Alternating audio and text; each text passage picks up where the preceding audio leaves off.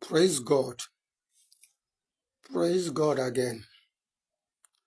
Nimeokoka, Yesu ni Bwana. Anaendelea na kunilinda na kuniongoza. Ni Kristo yule nimeona wakitenda makuu. Hebu niseme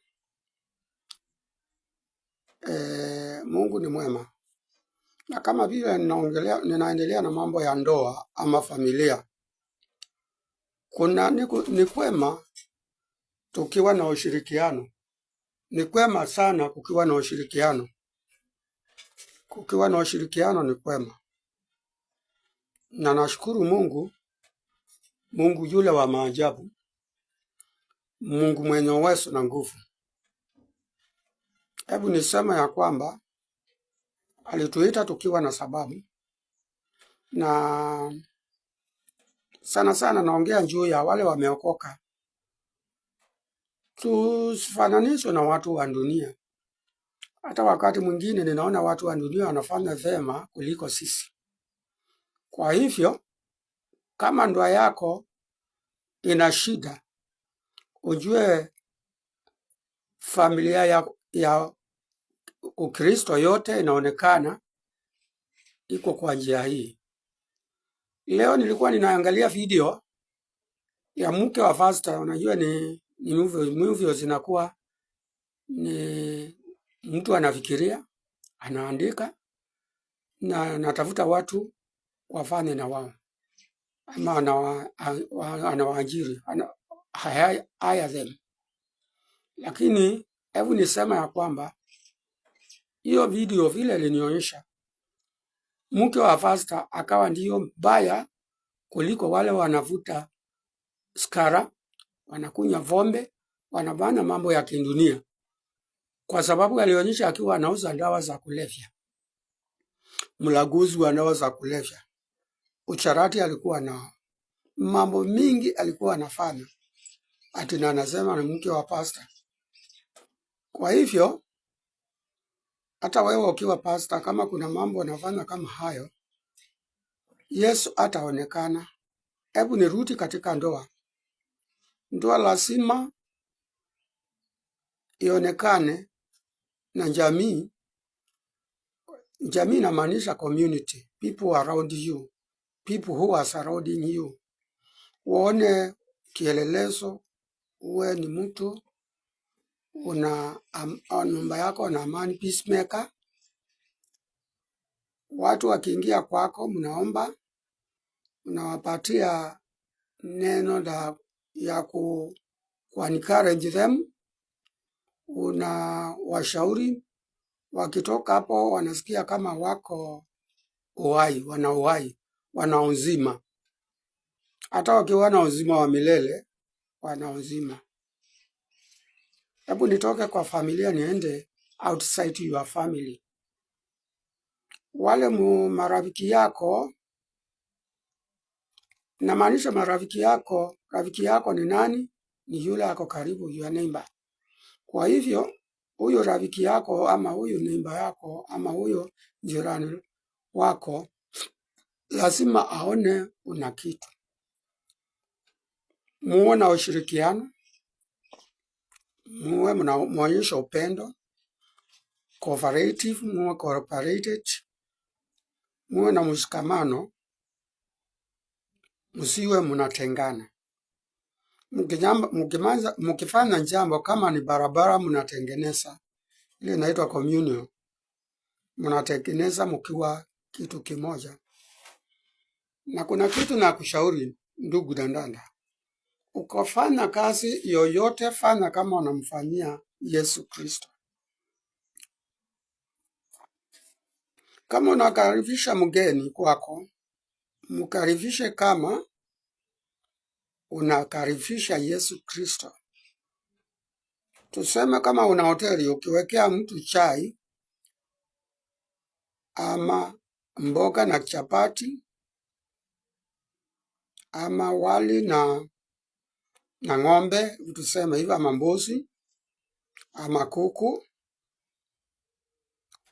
ufanye kama unampea, unauza kweli, lakini ufanye kama ni Yesu unampea bure. huyu duku, hebu niseme duku yako, huyu anakuja kama mteja, your customer, ujue ya kwamba Yesu anaweza kuwa amemtuma akiwa mwanadamu aje afanye jambo, umutukane ama umufanyie mabaya, na ni Yesu Kristo alifanya allowance, alipea permission ya kufanya hivyo ili akutest. Yes, there is temptation. Kuna majaribio, naye Mungu anafanya mtihani kwako. Kwa hivyo ujue sisi sote wale tumeokoka tuko katika mtihani. Tunajaribiwa na Masihi. Tukipita mtihani tunapanda ngazi. Ndio unaona wahubiri wengine walianza wakiwa chini sana. Hawana elimu, hawakuwa na kazi nyingine, na saa hii wanaweza kuwa wanaenda ng'ambo. Wakitaka kwenda ng'ambo wanatumia ndege yao, helikopta yake. Ninamaanisha nini? Ninamaanisha mapenzi yako na watu wale wanakaa nao ndio naonyesha Yesu Kristo hayo mapenzi. Nikwambie jambo, sisi hatuwezi kulipa ulebo upendo wa Mungu. Mungu alituumba akatuleta duniani, tukafanya dhambi, tukasin, tulifanya dhambi, akatuma mwanae wa pekee akaja akawa kwa ajili yetu. Huo upendo hatuwezi kumulipa, lakini kuna njia moja, one way you can pay.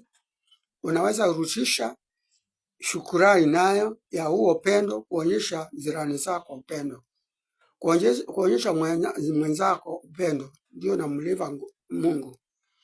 Hata wakati unasaidia mayatima, orphans, maskini, wale wana magonjwa na walipia bili, hiyo hata pia unalipa deni ile ya Mungu kwa kazi alikulipia, alikufanyia, kwa sababu alikulipia deni ya dhambi. Kuna wimbo unaimbwa, deni yangu ya dhambi, deni yangu ya dhambi, alikufa msalabani. Yaani deni yangu ya dhambi ililipwa alikati alikufa msalabani. Deni ya dhambi ililipwa na Yesu wakati alikufa msalabani. La sisi hatuwezi kulipa hivyo, tunalipa wakati tunasaidia maskini o mayatima, widows, wajane, wakati tunawasaidia. Na nikikwambia mjane usienda kwake uanze kukaa naye ukisema unalipa deni yako ya Mungu kwa sababu alikulipia deni ya dhambi. Na maanisha unatoa kitu unapeana. Baba yangu aliniambia hata akiwa ni mke wa ndugu yangu mkubwa ama mdogo, kusaidia kwangu niwe ninatuma watoto ama mke wangu, ama nikiwa mbali ninamuita nampea vitu, lakini kwenda kukaa naye kwa nyumba, hiyo italeta shinda. Kwa hivyo naongea mambo ya familia na jamii. Tushikamane, tuwe na umoja, tuwe na ushirika, lakini susitende dhambi. Mbarikiwe na tuombe. Baba, katika jina la Yesu, na kavili jirani na jamii, yaani jamii na familia yetu pamoja, kila mmoja ukamtendee mema, na ni katika jina la Yesu naomba na kuamini. Amen.